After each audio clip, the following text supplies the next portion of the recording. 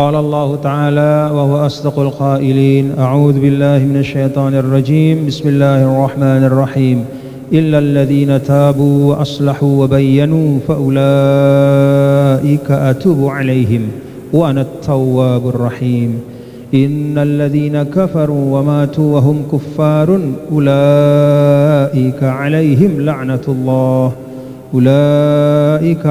لعنة الله والملائكة والناس أجمعين خالدين فيها لا يخفف عنهم العذاب ولا هم ينظرون. Kecuali illalladzina tabu, kecuali mereka yang bertaubat, wa aslahu dan memperbaiki, wa bayyanu dan menjelaskan, fa ulaika atubu alaihim, maka mereka itu aku kembali atas mereka, dalam arti aku mengampuni, memberi taubat atas mereka. Wa anat tawwabur rahim, dan akulah yang maha memberi taubat dan sangat mengasihi. Innalladzina kafaru, sesungguhnya mereka yang kufur, wa matu dan mereka mati, wahum kuffar dalam keadaan membawa kekufuran itu, ulaika alaihim la'natullah wal malaikati wan nasi ajma'in, mereka itu alaihim atas mereka la'natullah, laknat dari Allah, wal malaikah dan para malaikat, wan nasi ajma'in dan seluruh manusia, khalidina fiha, mereka kekal di dalamnya, la yukhaffafu anhumul azabu, dan tidak diringankan dari mereka azab, wala hum yunzarun, dan tidak akan diberikan penangguhan. Bapak-bapak dan saudara, alhamdulillah wa syukrulillah, pada siang hari ini kita lanjutkan bacaan kita dari Kitabullah ayat 161, ayat 160, 161, 162. Pada majelis sebelumnya pada bulan Ramadan kita membaca ayat-ayat puasa, dan sekarang kita kembali ya kepada urutan yang memang sudah kita baca sebelumnya. Ayat 161 ini adalah suatu ayat yang menggambarkan kesempatan yang tidak pernah ditutup oleh Allah bagi siapapun. Sebesar-besar dosa, sedahsyat-dahsyat kejahatan dan kemaksiatan yang dilakukan oleh seorang manusia atau sekelompok manusia, kalau mereka taubat dengan sebenar-benar taubat, maka Allah Ta'ala akan mengampuni mereka. Jadi ayat ini datang sebagai bentuk penegasan tentang kemaha rahman rahimnya Allah. Kalau ayat 159 yang kita sudah baca sebelumnya, itu menceritakan tentang orang-orang berilmu. Orang-orang berilmu, orang-orang yang berjabatan, orang-orang yang memiliki status sosial, dihormati di tengah masyarakat Madinah pada waktu itu sebagai tokoh-tokoh dari kelompok-kelompok atau kabilah-kabilah yang menganut agama Yahudi. Ada tokoh-tokohnya. Kita tahu di Madinah itu ada beberapa kabilah Yahudi. Ada kabilah namanya Qainuqa, ada kabilah namanya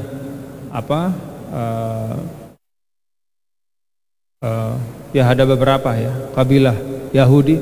Itu mereka punya tokoh-tokoh, katakanlah pemimpin-pemimpin, tokoh-tokoh agama. Ketika Rasul datang, mereka tahu bahwa Rasul ini adalah yang dikabarkan oleh Taurat mereka, tapi mereka menyembunyikan itu. Bahkan tidak sekedar menyembunyikan. Kalau sekedar menyembunyikan tapi pasif, maka ya dosanya ya dosa sekedar menyembunyikan saja.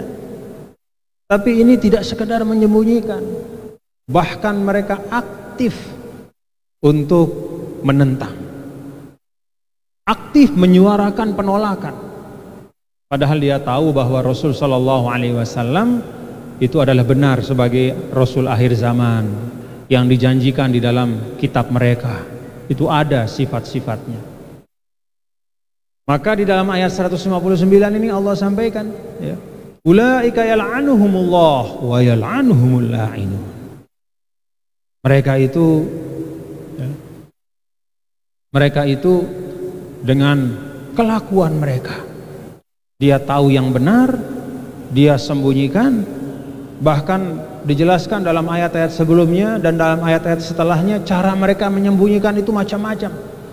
Ada dengan cara begitu mereka mengajarkan Taurat, dia lompati ayat yang bicara tentang Nabi Muhammad, tak mau dijelaskan. Ada yang lebih dari itu, dalam naskah Taurat yang mereka pegang, ayat-ayat yang bicara tentang Nabi Muhammad SAW mereka gunting dan mereka bakar, jadi hilang. Ada juga yang karena dia takut, ya, dia takut untuk merusak kitab sucinya, maka yang dia lakukan adalah menyelewengkan ayat yang bicara tentang Nabi Muhammad SAW dengan mengatakan bahwa ayat ini maksudnya bukan Muhammad itu. Nah, ini macam-macam cara mereka, ya. Ada yang melompati, ada yang membuang, ya. Ada yang menjelaskan tapi dengan penjelasan yang memutarbalikkan fakta. Nah, dalam ayat 159 Allah sampaikan ulaika yal'anuhumullah wa yal'anuhumul la'inun. Mereka itu dilaknat oleh Allah dan dilaknat juga oleh semua yang melaknat, termasuk pengikut mereka, ya.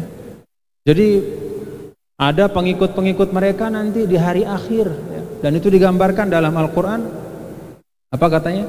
Wa yawmal qiyamati yakfuru ba'dukum bi ba'din wa yal'anu ba'dukum ba'dha. Nah, itu kan ada, ya, al-ayah. Dan pada hari kiamat itu sebagian yang menjadi pengikut bagi yang lain itu kemudian mereka tinggalkan. Mereka berlepas diri di depan Allah dengan mengatakan, ya Allah, kami menyesal orang ini jadi panutan kami. Ternyata yang dia sampaikan itu tidak sesuai dengan pesan dalam kitab sucimu, ya Allah.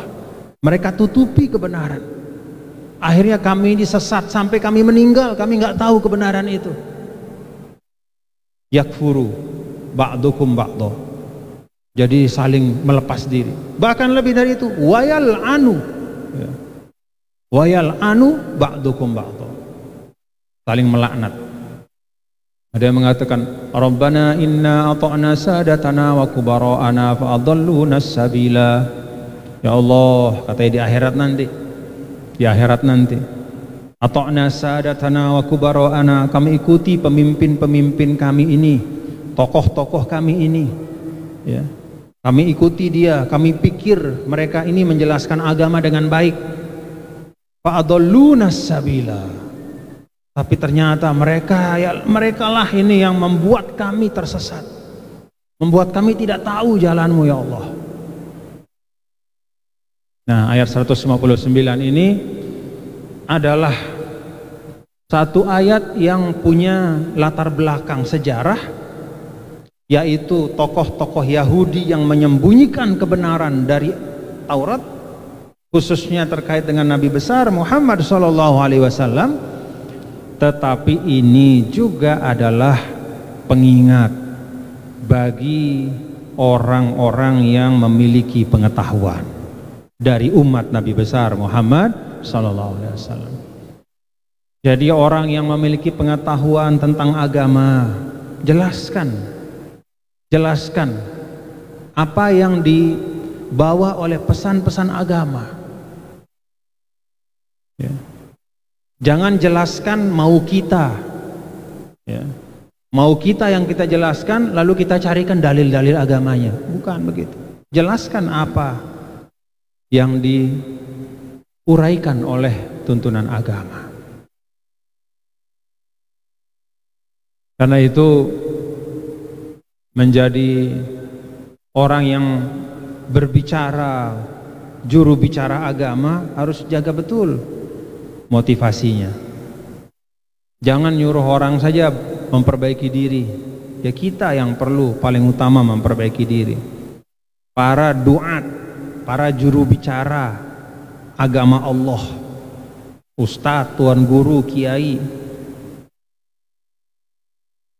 harus sadar betul ya, kalau dengan sengaja apalagi menyimpangkan, kita misalnya punya satu tujuan ya, entah itu tujuan ekonomi, tujuan politik, tujuan sosial atau apapun, tujuan itu yang kita dahulukan, dan untuk mencapai tujuan itu lalu kemudian kita cari dalil, kita putar balik ayat-ayat Allah dan hadis-hadis Rasul untuk mendukung hawa nafsu kita itu. Nah, hati-hati. Hati-hati dengan ayat 159 ini. Nah, ini saya sampaikan untuk diri saya juga dan untuk kita semua.